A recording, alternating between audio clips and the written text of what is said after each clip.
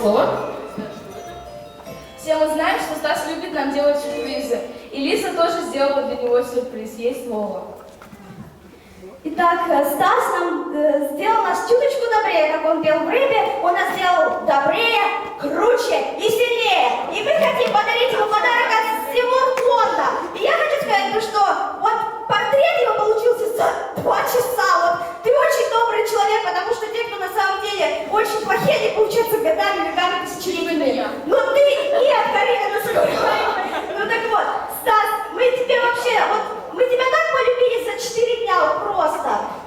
За 5, да, за 5 дней. Мы тебя полюбили как отца, вот серьезно. Вот ты нам столько всякого доброго рассказал. Я все-таки смогла раскрыться, выйти на сцену, как и раньше.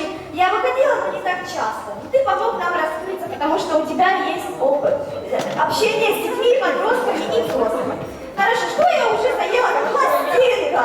Ладно, переходим к самому приятному. Итак, Даша, открывай.